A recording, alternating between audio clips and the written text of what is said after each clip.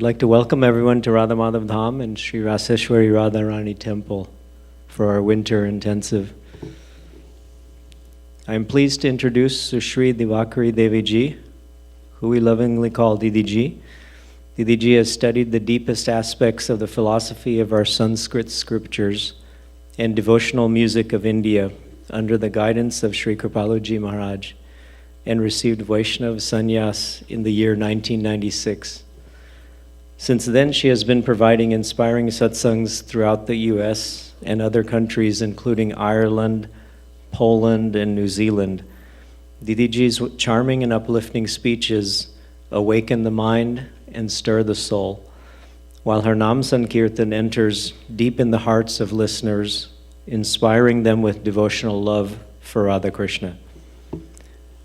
We request all of you to please listen attentively to our discourse today and kindly turn off your mobile phones. If you have small children who cannot sit through the discourse, we request viewing the discourse from the broadcast in the sitting area of the lobby outside. As a token of our respect to Didi ji, I request Garima Kannal from New York to offer a bouquet of flowers to Didi ji.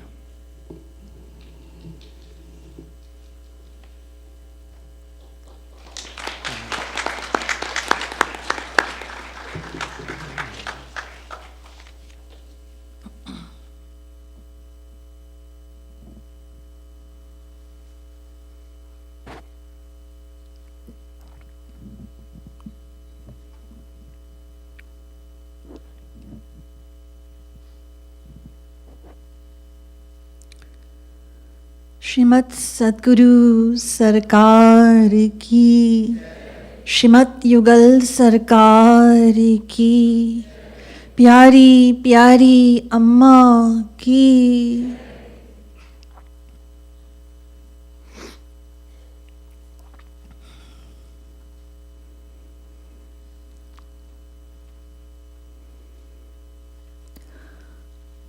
आनंद मानंद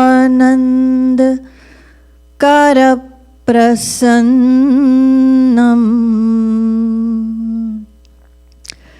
प्रेम स्वरूपम ब्रज भावयुक्तम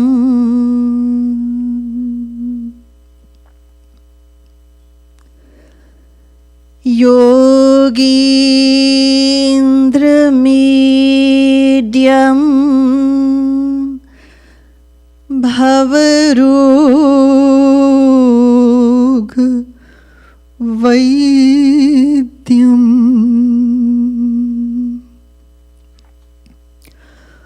गुरुं कृपालुं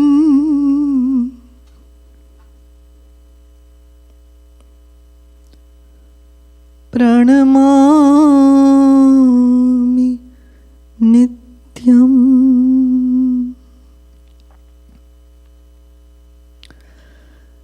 ध्यानमूलम्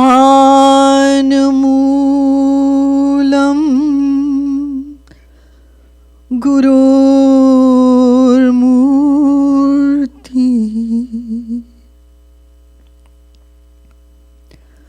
पूजा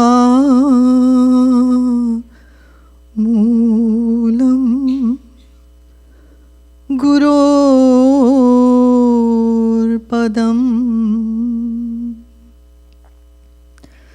मंत्रमूलम् गुरोर्वाक्यम्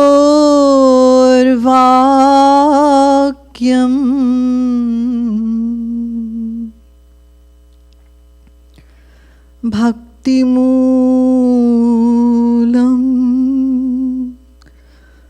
गुरोर्कृपा।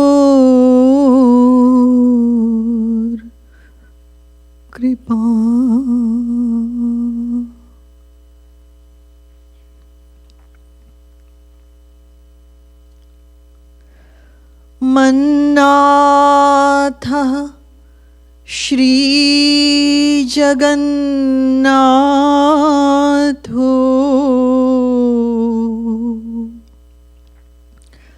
मद्गुरुः श्रीजगद्गुरुः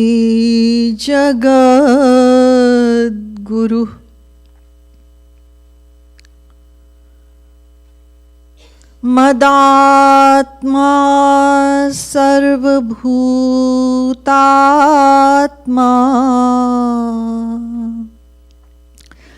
कृपालु गुरवे नमः। यो ब्रह्माणं विदधाति पूर्वं यो वै वेदांश्च प्रहिणोति तस्मै तत्त्वं देवमात्मबुद्धिप्रकाशम् मुमुक्षुर्वै शरणमहं प्रपद्ये।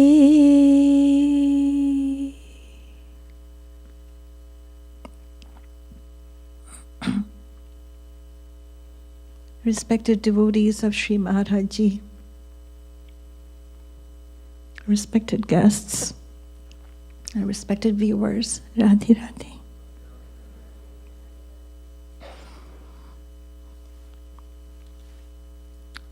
We'll chant for a few minutes.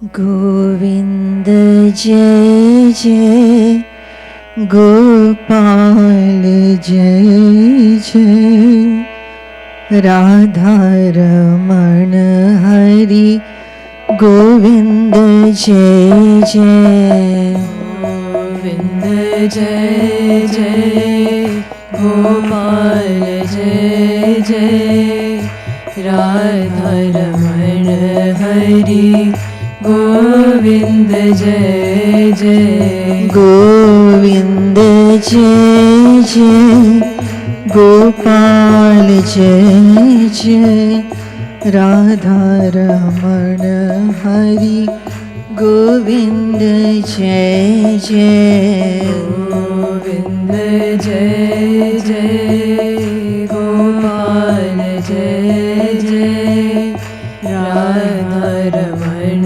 Hari Govind जय जय गोविंद जय जय गोपाल जय जय राधा रमण हरि गोविंद जय जय गोविंद जय जय गोपाल जय जय राधा रमण हरि गोविंद जय जय गोविंद जय जय गोपाल जय राधा रमण हरि गोविंद जय गोविंद जय जय गोपाल जय जय राधा रमण हरि गोविंद जय जय गोविंद जय जय गोपाल जय जय राधा रमण हरि गोविंद जय जय गोविंद जय जय गोपाल जय जय राधा रमण हरि गोविंद जय जय गोविंद जय जय गोपाल जय जय राधा रमण हरि गोविंद जय जय गोविंद जय जय गोपाल जय जय राधा रमण हरि गोविंद जय जय राधा रमण हरि गोविंद जय जय राधा रमण हरि गोविंद जय जय राधा रमण हरि गोविंद जय राधा रमण हरि गोविंद जय जय गोविंद जय जय गोपाल जय जय राधा रमण हरि गोविंद जय जय गोविंद जय जय गोपाल जय जय राधा रमण हरि गोविंद जय जय गोविंद जय जय गोपाल जय जय राधा रमण हरि गोविंद जय जय गोविंद जय जय गोपाल जय जय राधा रमण हरि गोविंद जय जय गोविंद जय जय गोपाल जय जय राधा रमण हरि गोविंद जय जय गोविंद जय जय गोपाल जय जय राधा रमण हरि गोविंद जय जय गोविंद जय जय गोपाल जय जय राधा रमण हरि गोविंद जय जय गोविंद जय जय गोपाल जय जय राधा रमण हरि गोविंद जय जय गोविंद जय जय गोपाल जय जय राधा रमण हरि गोविंद जय जय गोविंद जय जय गोपाल जय जय राधा रमण हरि गोविंद जय जय राधा रमण हरि गोविंद जय जय राधा रमण हरि गोविंद जय जय राधा रमण हरि गोविंद जय राधा रमण हरि गोविंद जय जय गोविंद जय जय गोपाल जय जय राधा रमण हरि जय जय गोविंद जय जय गोपाल जय जय राधा रमण हरि गोविंद जय जय गोविंद जय जय गोपाल जय जय राधा रमण हरि गोविंद जय जय गोविंद जय जय गोपाल जय जय राधा रमण हरि गोविंद जय जय राधा रमण हरि गोविंद जय जय राधा रमण हरि गोविंद जय जय राधा रमण हरि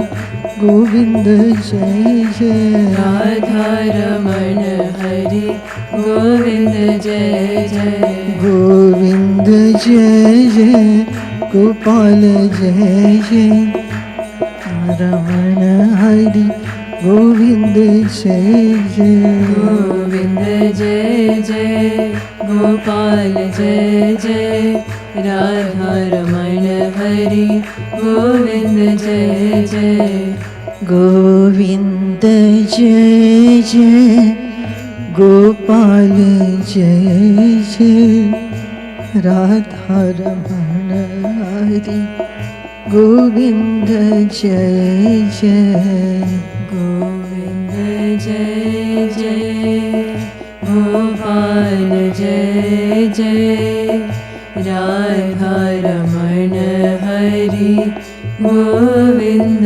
जय जय श्रीमद् सद्गुरु सरकार की श्रीमद् युगल सरकार की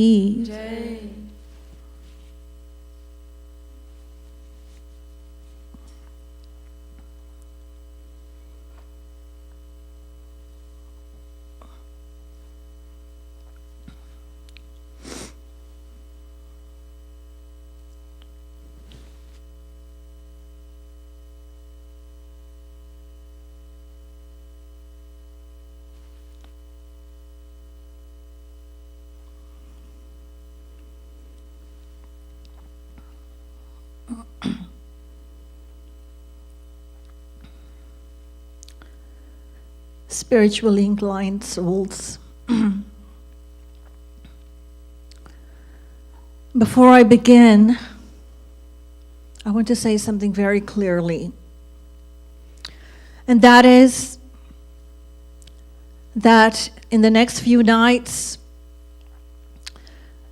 whatever clarity,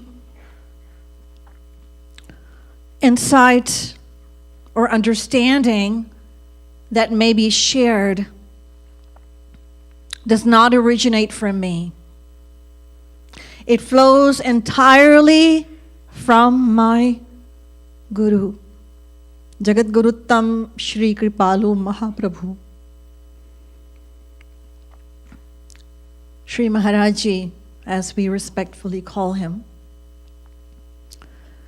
He is the source, the steady, unseen force that shapes understanding, softens the heart, and opens the soul. In a world where power, influence, and recognition are often sought as the most desired aim or the highest aim, this truth is fading,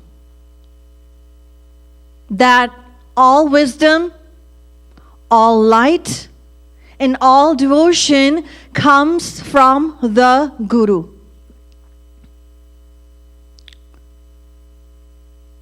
I will say it boldly and without even the slightest hesitation, that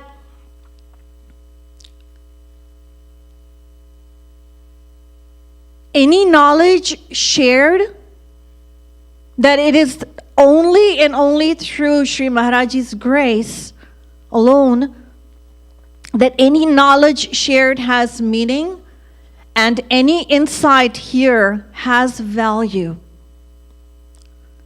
So over the next few nights, may we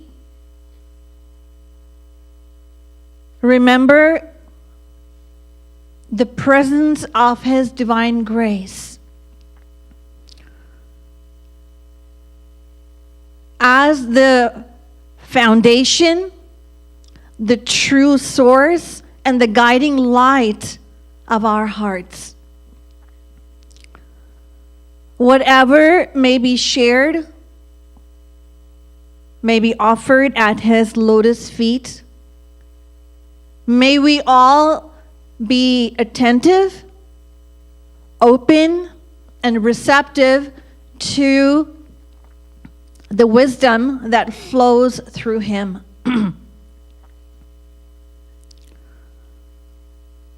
Shrotriya Brahmanistha Govinda Radhe Guru hi Ishwarya Jnana Kara De Guru se hi Hari Jnana Govinda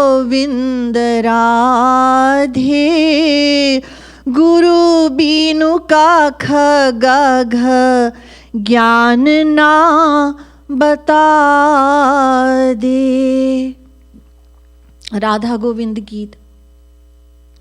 I share this not because I am looking to elevate myself. In fact, I want to disappear entirely so that whatever is true may be heard without even the slightest obstruction. Even in gatherings of spirituality or devotion, it is very easy for the mind to be drawn to comforts, to chitter-chatter, to sights, to sound around us. But the purpose of coming together is far deeper. It is to open our hearts, reflect sincerely, and receive the divine grace of God. Yes, to receive the divine grace of God. So whatever reflections will be shared over the next few days are not for spectacle, are not for applause. They are for nurturing humility, nurturing devotion, and realizing and feeling the presence of God in our lives. Yes.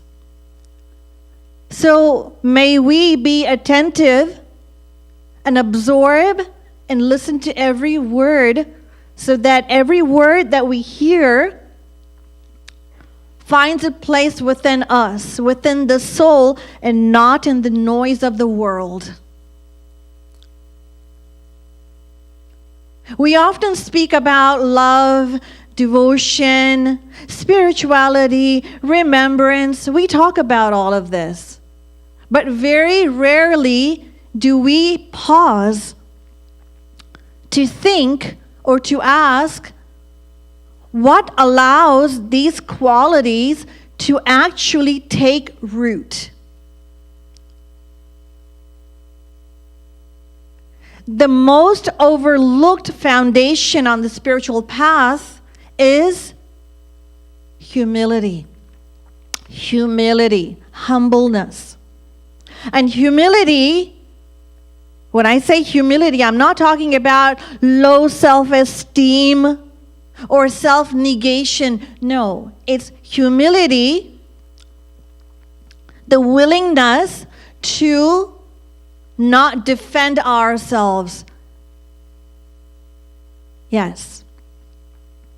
Or the willingness to not defend ourselves or not self-justify ourselves and not have the desire to appear advanced, to stand before the divine in such a spirit. No defensiveness, no self-justification, and no desire to appear advanced. Yes, that's the humility that I am referring to. Because without humility, even sacred practices revolve around the self. Around the self, yes. We may chant, we may serve, we may listen to spiritual discourses, we may even renounce, and yet be occupied by thoughts of what we are becoming as opposed to whom we are approaching. And humility is what makes every practice, or turns rather every practice to devotion. That is why the tradition places so much importance on songs that glorify humility. A song does not argue, it does not instruct. What does it do? It softens. That's what it does. It softens. It bypasses the intellect and speaks directly to the heart, where resistance lies. So in the coming days, I would like to unfold the meaning of a divine song that in fact embodies the essence of humility. It is a sacred composition revealed by my revered Guru, Jagadguru Shree Kripaluji Maharaj. And this song is drawn from one of his sacred texts, Prem Ras Madira. Prem Ras Madira, yes. So every word of this song carries the fragrance of surrender and the voice of a heart that knows that it cannot stand alone and desires to lean on God alone. Yes. So in the coming days, we will sit with the verses of the song gently, not rushing, not dissecting, and let the song, or the verses of the song, soften us from within. Yes. And so tonight, we will begin by touching the theme of the song, humility. And in the days to come, it will gradually, or its meaning will be revealed. So the saints tell us that on the spiritual path, the greatest obstacle is not sin. It is the inner resistance to seeing ourselves truthfully. Humility doesn't mean that one should condemn themselves. No. Humility means that we want to become transparent so that the grace of God can be received within us.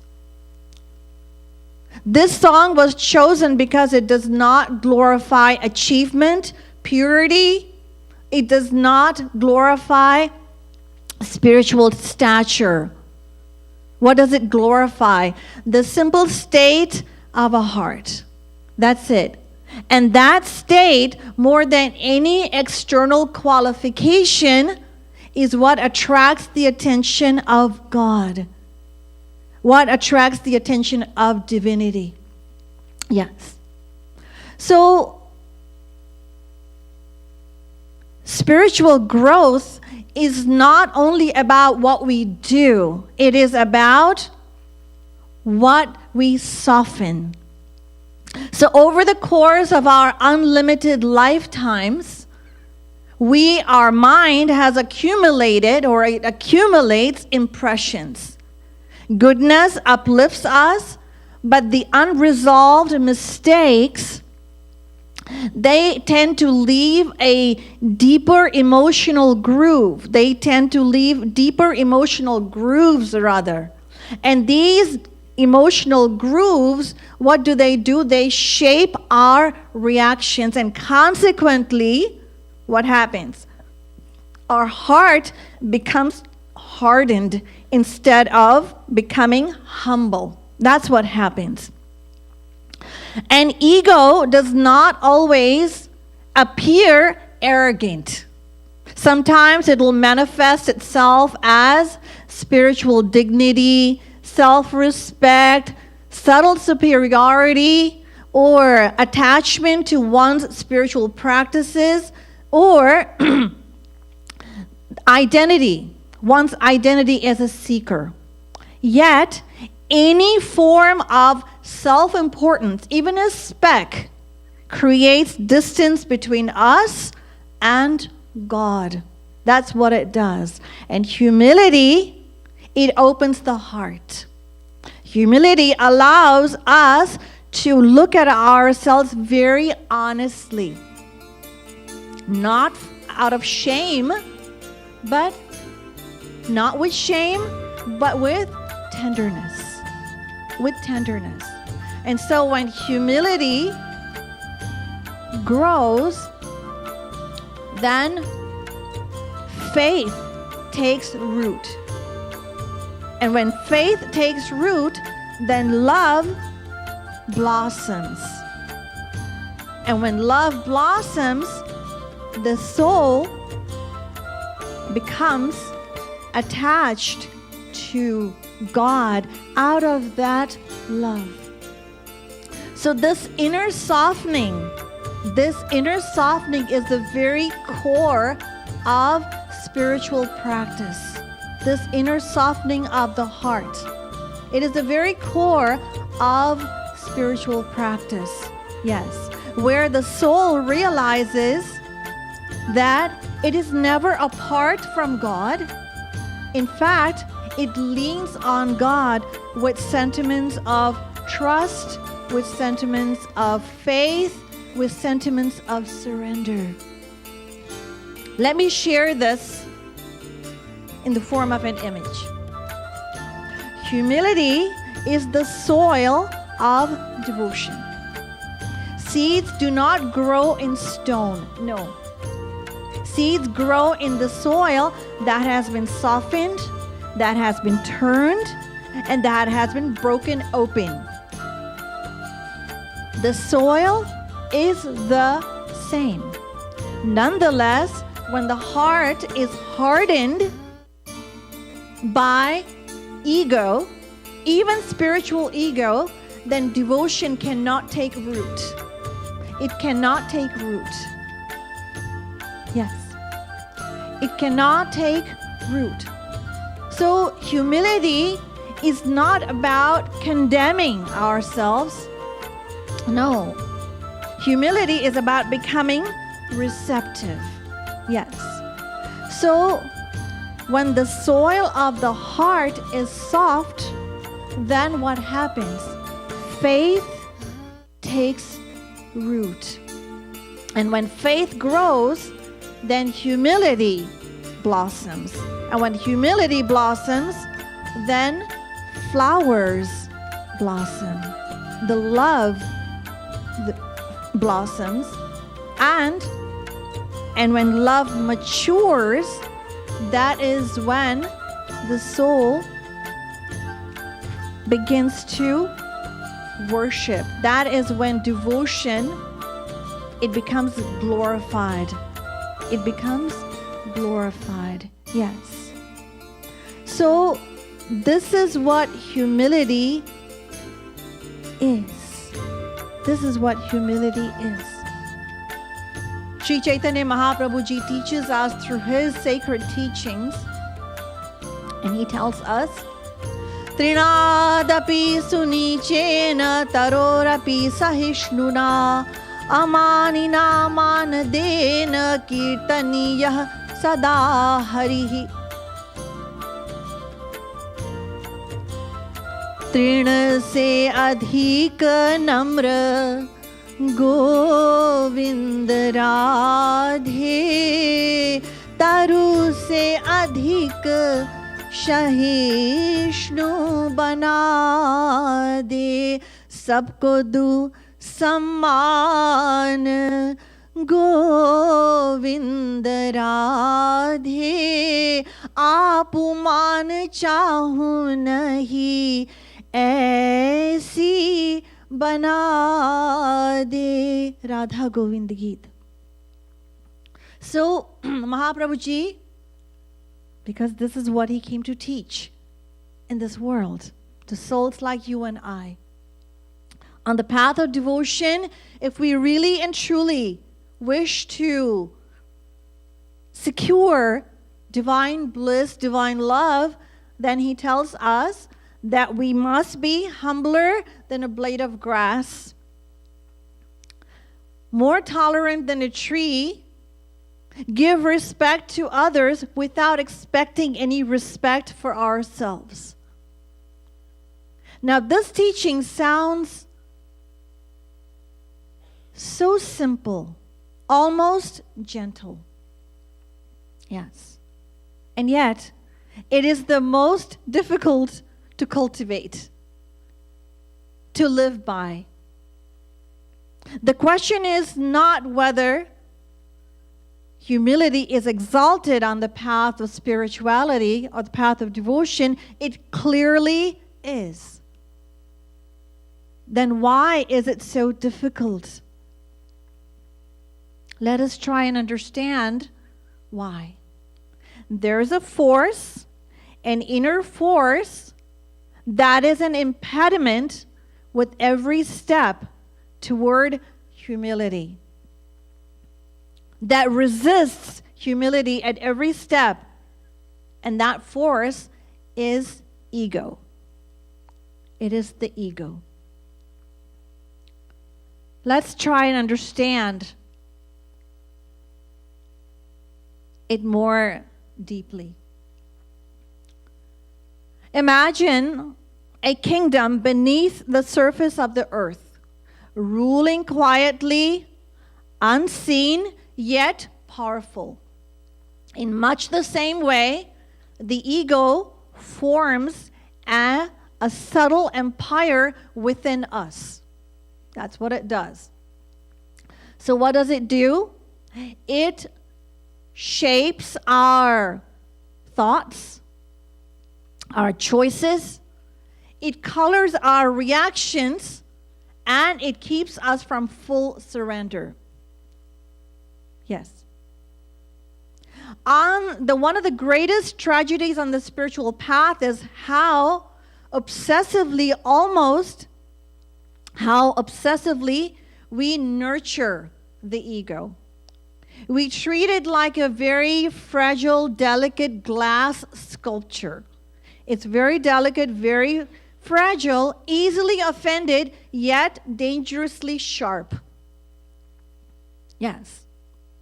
And if it gets threatened, we rush to protect it. If it gets bruised, we soothe it. We soothe it. Yes. And slowly, without realizing it, we start to serve it like a spoiled monarch. whose moods and securities have to be constantly managed.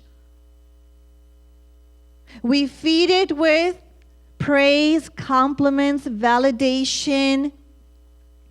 Yes, and all of these things. Just like as though a spoon feeding a flame that is ever hungering for more. And when the ego gets challenged by truth or even by our guru, then something happens within us, inside of us. We react. We tighten. That's what we do. We tighten. We resist. We resist. Because surrender feels like ego death. And ego is very afraid, scared, terrified of dying. We don't want to be corrected. We don't want to feel small. We don't want to accept that someone perhaps knows better than us. So, what do? We curate our self-image for ourselves and for the world. Yes. We maneuver our interactions to keep our ego looking wise, intelligent, noble. That's what we do. Even if it's only seeking affirmation, asking for affirmation. Yes. We align ourselves with people, environments, and narratives that only reinforce our ego rather than dismantle it. And when we are seeking approval, we quietly say to ourselves, let me preserve this sense of ego a little longer. As though we're in fact watering a weed, thinking it to be a flower. Yes, this is what happens. So,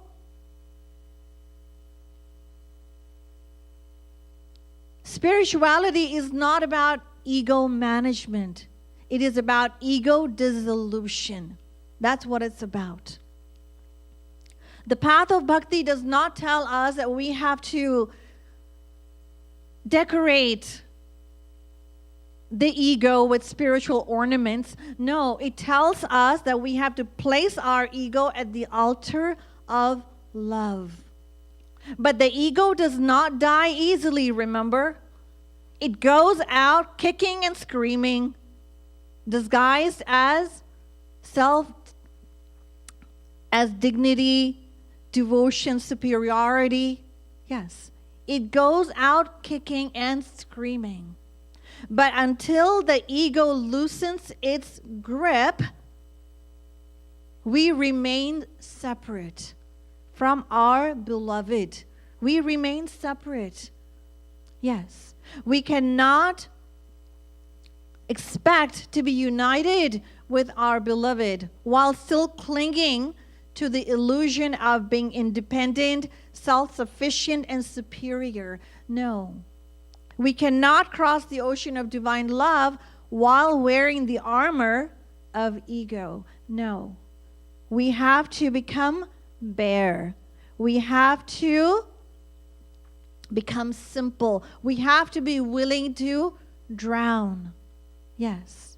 And only then do we discover that we were not born, we were not meant to sink or drown, we were meant to be held. Yes. And this is why Gauranga Mahaprabhuji, Chaitanya Mahaprabhuji, this is why he placed humility at the very center of spirituality. After all the philosophies and the revelations and the practices, he did not give us a complicated system. No, he gave us a posture of humility. being humbler than a blade of grass, being more tolerant than a tree, giving respect to others without desiring it for ourselves. This is not poetry. It was diagnosis, yes. And humility in Mahaprabhuji's teachings is not weakness. No. It is not weakness. It is the courage.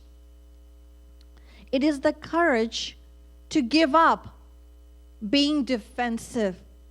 It is the strength to remain open even though the ego wants to close. And the readiness to let God be great even if that makes us small. Yes.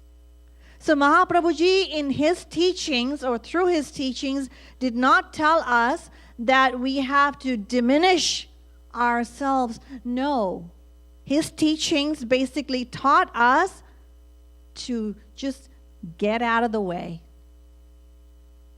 That's all. And when the ego, that flaring ego, when it steps aside, that's when divine love steps in. That's when divine love takes over. That's what happens. So this is what it means when the ego loosens its grip. Not through struggle, though.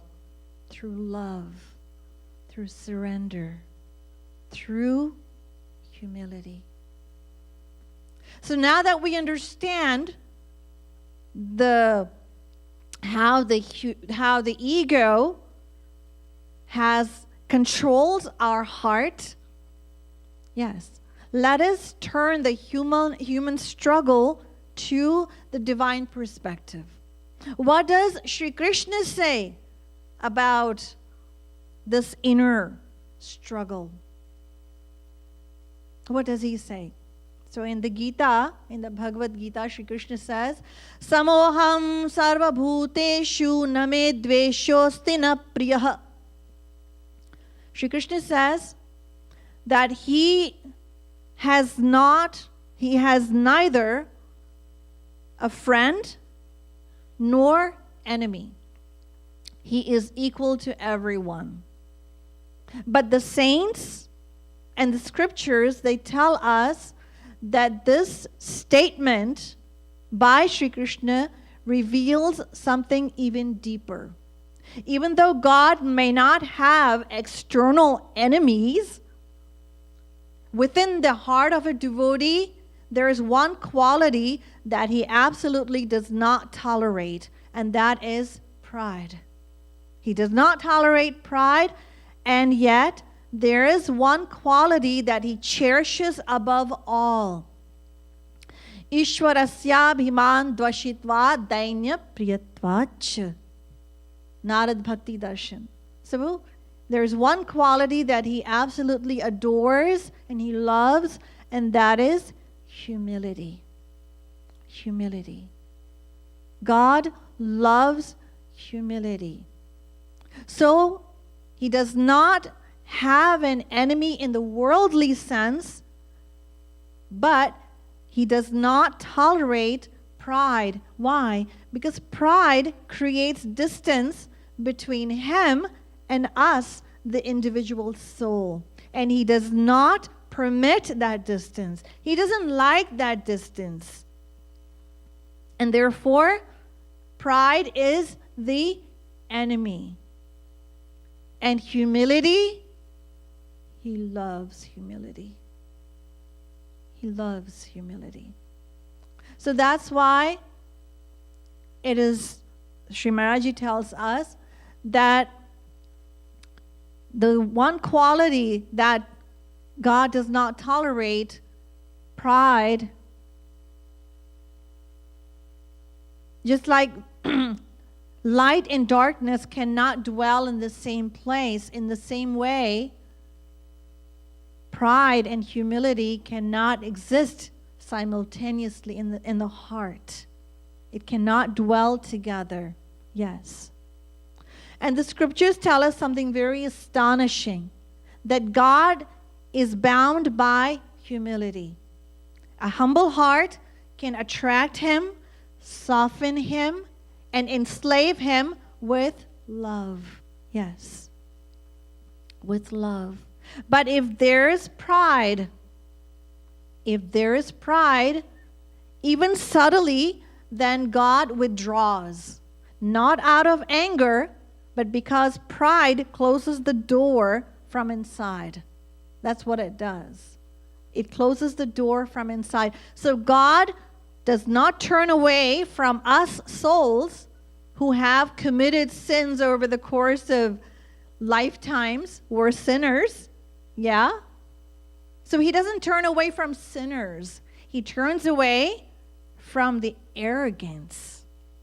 That's what he turns away from, arrogance. Not from individual souls. No. So he does not tolerate, he does not like pride, but he cherishes, loves humility. And so when we approach him, when we come to him with humility, then that love he pours upon us. And that love, or that humility, in the form of that love, it remains. It remains. It does not diminish. So plainly speaking, as I just mentioned, that one quality that God despises is pride. But he loves humility within the heart of the devotee, because humility is simple, it is unassuming, it is uncalculating, it does not demand recognition, it does not defend itself. No, none of these. It is open, it is transparent. So it is loved by God. Yes. And to make this reality more tangible, I want to share a story of how deeply Sri Krishna loves humility. History is filled with the lives, the stories of saints who not only taught devotion and spirituality through words, but through the silent authority of their lives. And one such saint is Saint Tukaram of Maharashtra. He was a great saint of his time, and always his devotion was steeped in humility. In humility. He was always singing bhajans and intoxicated with the divine name. It was the time of Holi. It was Holi festival, and a few mischievous children from the village approached him and asked that he sing fog songs for their amusement. And so he declined, continuing to be absorbed in remembrance. So annoyed by his response, the kids, they decided to mock him. Mock him. So what they did was they shaved his head and smeared lime, white lime, all over his scalp. They sat him on a donkey backward and placed the tail of the donkey in his hand. To deepen the ridicule, they garlanded him with carrots and eggplants and paraded him through the village, laughing and jeering. And his wife, Janbai, when she witnessed the insult that her husband was being subjected to, her heart broke. And she wept in anguish. But Saint Tukaram was unmoved by how he was treated. And he gently consoled her. He said, "Why are you crying? What wrong has been done? My hair had grown long. I didn't have money. So it was done for free. I had dandruff. The lime will cure it. The lime will cure it." Yes. And when we got married, we didn't have a procession. So today one was arranged. Yes. And for the vegetables, they will feed us for days to come. This was his response. While another person would have received that treatment with unbearable humiliation, Tukaram received it with grace. Through his life, he demonstrated the essence of humility. The essence of humility. Or the essence of spirituality. The foundation of all virtues, humility. Yes. So what another would have received as insult, they would have been so insulted. But Tukaram, he found only the hand of God. So this story teaches us, it reminds us, it only reinforces the fact that humility is so loving to God. And it is not a passive quality. It is not weakness. It is not a passive quality. In fact, it is the doorway to surrender, grace, devotion. For surrender, grace, and devotion to enter our lives. Yes. And so to dwell in that feeling of humility, Sri Maharaji has revealed in the Radha Govind Geet Dohas. There is in fact a book, Danya Madhuri,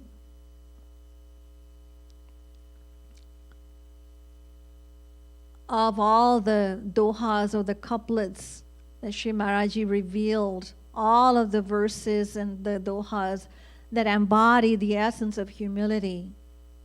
So I'd like to chant a couple of them.